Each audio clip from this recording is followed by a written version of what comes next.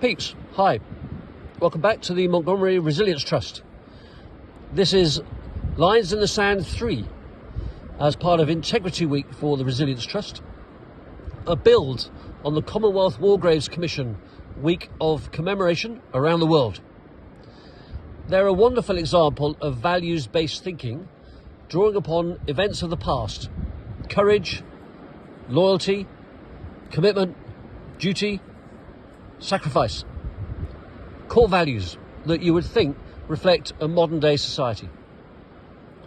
Lines in the Sand 3 touches on what we talked about yesterday: responsibility, accountability, integrity.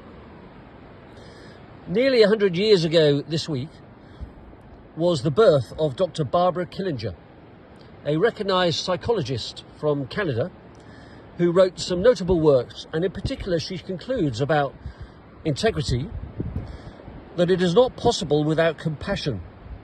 She made it clear that doing the right thing includes doing it for the right reasons. And she makes a distinction that behind integrity, right through the lines of accountability and responsibility, is compassion. If you're not taught that, or trained that, or educated in that, it would be reasonable then to conclude, as we see today at scale, a lack of responsibility, a lack of accountability, and a lack of integrity. How do we see that? For example, the Chief Constable for Scotland has just said the whole of his workforce, Police Scotland, is sexist, discriminatory, and arguably corrupt in the way that it goes about his business. He's just resigned on that, but he's also thrown a hand grenade for everyone else. It raises the question, well, if you've been in charge of it, how did it end up like that? It's not dissimilar for the Royal Air Force in the shambles that's in at the moment, for reasons that are well publicised: the Red Arrows, its E&D policies, and its erosion of operational effect that compromises the security of the United Kingdom. So whilst this is all interesting, perhaps to some, next week on the Hill, we've got two fascinating individuals joining us, back to back. Young Jeremy, who's going to help us understand how as adults we can be better, responsible, accountable, with a degree of integrity by being more compassionate. Age 23.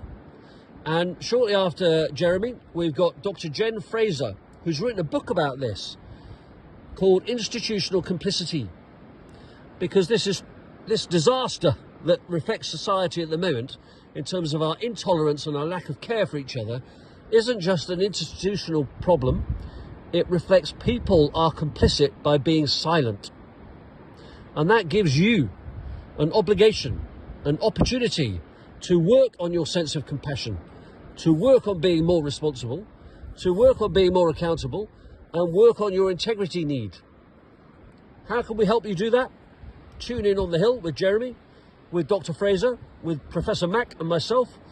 Join in with the Montgomery Resilience Trust, because ultimately society has an opportunity to be a bit more resilient, more loving, more caring, more just.